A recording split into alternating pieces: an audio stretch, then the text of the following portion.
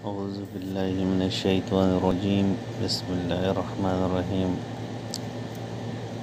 معزز ناظرین، ہم آپ لوگوں کے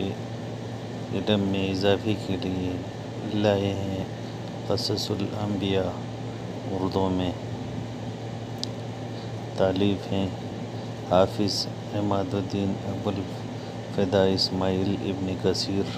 متوفی 774 ہجری، اردو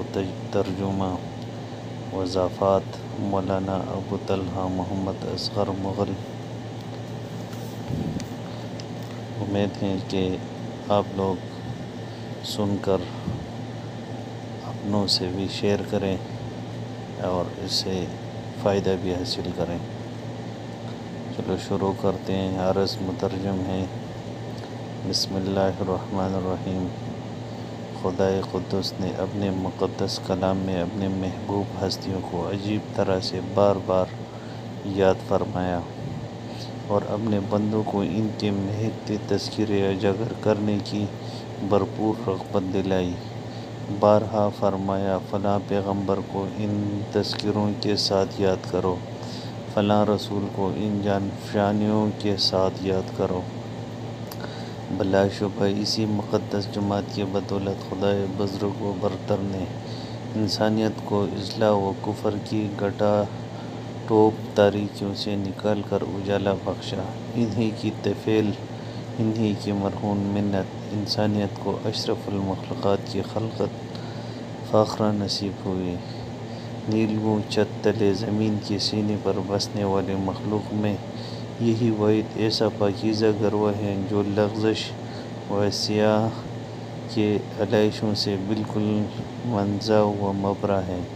بلکہ اس کی بو سے بھی کوسوں دور ہے۔ قصہ مختصر، یہ جماعت خلاصہ تخلیق اور کائنات کا محور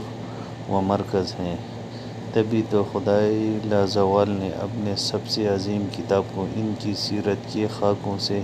مزین فرمایا۔ یقیناً ان ہی ستوں صفات ہستیوں کے سیرت نگاری میں ان گنت اہل علم نے قلم اٹھایا اور قلم کی جو لائنیاں اور کاوشیں زیب کرداز کر دی، اور الحمدللہ تحقیقی اور مستند کتابیں بھی معرض وجود میں آئیں، جن کے مصنفین نے درست راہ پر گامزن رہتے ہوئے منزل کو جا لیا۔ لیکن افسوس، اس میدان میں لکھی گئی بیشتر کتب غلو اور مبالغہ آرائی اور من گھڑت و من پسند باتوں سے پر ہیں، جن کے مصنفین نے انبیاء کے متعلق متعدد مقامات پر بے سروپا باتیں درج کر ڈالی ہیں، اور بعض قصوں کو دلچسپ اور شیریں کرنے کے لیے اکثر اسرائیلی روایات کے چشموں سے مواد فراہم کیا ہے، جو بسا اوقات قرآن و سنت کے بھی مقابل آ جاتا ہے، اور قصوں کے درمیان تصنیع و تکلیف کے ساتھ تسلسل کے باغ کو جگہ جگہ گرہیں لگائی ہیں، اور ان بے سود کوششوں میں بعض اوقات ایسے بھی صفات کر دی ہیں جو اعباء نبوت و رسالت کو داغدار کرتی ہیں۔ کتاب ھذا کے مؤلف ابوالفدا اسماعیل بن کثیر کو اللہ عز و جل اپنے بے پایہ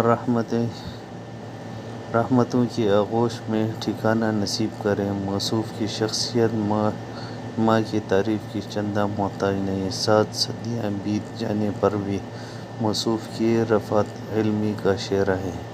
موصوف رحمۃ اللہ علیہ کا اسم گرامی دنیائے تحقیق و استناد میں مسلم و غیر مسلم تمام طبقوں میں مسلم اور قابل قدر ہے۔ تاریخ، تفسیر اور حدیث میں خصوصاً درجہ امامت کی بلندیوں تک رسائی تھی۔ موصوف مصنف رحمۃ اللہ علیہ کی البدایہ، جو تقریباً 12 جلدوں پر مشتمل ہے، تاریخ اسلام کا مرقع خزینہ ہے۔ اسی طرح موصوف کی گران قدر تالیف تفسیر ابن کثیر کو تمام تفاسیر میں ام التفاسیر کا وقیہ مرتبہ حاصل ہے، جس کے حوالے کتابات حاضہ میں متعدد مقامات میں پیش کی گئی ہیں، اور موصوف نے اس میدان یعنی قصص الانبیاء میں جداگانہ طرز کو ملحوظ کرتاز رکھا ہے، اور زیادہ سے زیادہ قرآن کریم سے مواد فراہم کر کے کتاب کو مستند ترین درجہ تک پہنچا دیا ہے۔ پھر احادیث رسول اللہ صلی اللہ علیہ وسلم کے ذخائر کو کھنگال کر صحیح حدیث کا انتخاب فرمایا ہے۔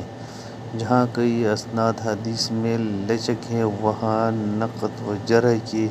کسوٹی پر ان کو پرکھا ہے، پھر اقوال سلف صالحین سے روشنی حاصل کی ہے، اور جہاں کئی مشہور اہل علم سے اس جولانگہ میں تسامع ہوا یا عوام الناس میں جو غیر ثابت شدہ باتیں پھیل گئی ہیں، وہاں قارئین کو اچھی طرح بیدار کیا۔ سب سے اہم گزارش بندہ مترجم کے نظر میں یہ ہے کہ اس راہ میں تحقیقی کام کرنے والے مسافروں کو علامہ ابن کثیر کی اس قصص کے مطالعہ بغیر چارہ کار نہیں۔ موصوف نے جا بجا ایسے علمی تحقیقات زیب کرتاز کی ہیں جن سے پیش ترکیب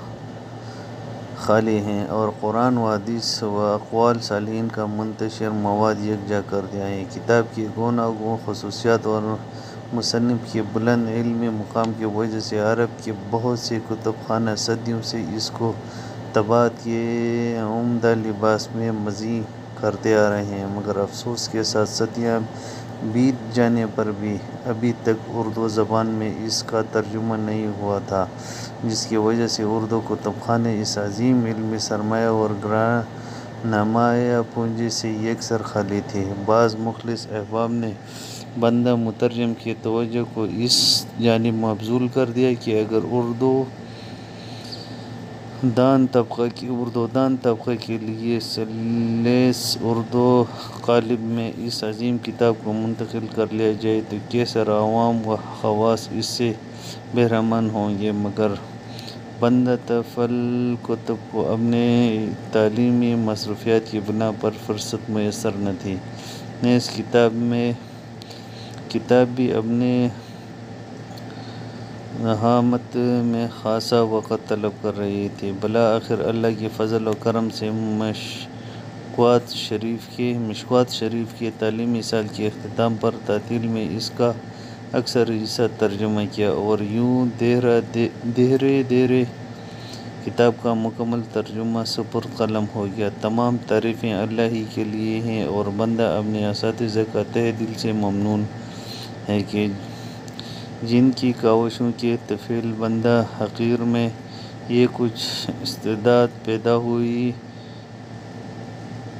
اگر چونکہ ابھی طفل مکتب ہیں لہذا اپنے علمی مانگیوں کا مزید معترف ہیں، بلکہ اس بے علم کو علم کے ساتھ تضاد کے سوا کیا نسبت۔ صرف اور صرف اللہ عز و جل کی ذات پر بھروسہ ہے، اور اپنے مشفق اساتذہ کی عنایتوں اور دعاؤں کا مضبوط سہارا ہے، اور بارگاہ ازدی سے قوی امید ہے کہ انشاءاللہ اپنے اہل علم اساتذہ کے ساتھ قربت کی وجہ سے کچھ علمی مہک اس بے کیف کو بھی معطر کر جائے۔ خیر، جو کچھ اس تہی دامن کے پاس تھا وہ قارئین کی نظر کر دیا، اور محض اللہ کے فضل سے یہ انتہائی کٹھن کام تکمیل کو پہنچ گیا ہے۔ بندے نے اس کتاب کے ترجمہ میں چند چیزوں کا خیال رکھا ہے، خاص طور پر یہ کہ احادیث کی اسانید اور ان پر کی گئی جرح و تعدیل کو حاشیے میں آراستہ کر دیا ہے، کیونکہ ان کا متن میں درج کیا جانا عام قارئین کو الجھن اور اکتاہٹ میں ڈالتا ہے، مگر امانت کا تقاضا تھا کہ گہوارہ کتاب کو بھی اس واقعہ علمی شے سے ویران نہ کیا جائے، لہذا ان کو حاشیے میں ذکر کر کے بذریعہ ارقام متن کے ساتھ ان کا تعلق وابستہ کر دیا۔ نیز مصنف نے چونکہ سرور کائنات صلی اللہ علیہ وسلم کی سیرت پر علیحدہ مستقل کتاب تالیف فرمائی تھی، جس کی وجہ سے اس کتاب میں آپ کے تذکرے کو نہ چھیڑا تھا، مگر اس گلستان کا اصل گل تو آپ صلی اللہ علیہ وسلم کی ہی ذات گرامی تھی، جس سے گلستان کی بہار ہے اور تمام رونقیں اور رونائیاں آپ صلی اللہ علیہ وسلم ہی کے وجود مجسم سے ہیں۔ تو اس لیے بندہ نے حضور صلی اللہ علیہ وسلم کی شان میں کچھ الفاظ کا نذرانہ آخر کی صفحات پر پیش کر دیا ہے، جو تقریباً 30-40 صفحات ہیں، لیکن مکمل کتاب مصنف ابن کثیر کی ہے، جو پیشوائی عالم ہیں، اور بندہ نے اس کا ترجمہ کیا ہے اور کچھ ترتیب دی ہے، اور آخری صفحات کو آخر نے لکھا ہے، لہذا دونوں حصص کے مابین کوئی مناسبت تلاش کرنا بے سود ہوگا۔ کہاں اوج سریا اور کہاں بستیوں میں خاک سری، وہ رشک کائنات یہ اپنے وجود ہی میں رسوا، بلا رفعت سماوی اور پستی ارض میں کیا نسبت ہو سکتی ہے۔ آخر میں بندہ ملتجی بارگاہ رب العزت میں ہر رواں شکر گزار ہے اور اپنے اساتذہ اور جمیع اہل خانہ کے لیے دعا گو ہے کہ اللہ رب العزت اپنے ان محبوب ہستیوں کے طفیل ہم سب کو اپنے چادر رحمت میں ڈانپ لے اور قلم عفو کو ہمارے لغزشوں اور خطاؤں کو کھینچ دے، اور بندہ کی اس حقیر کوشش کو شرف قبول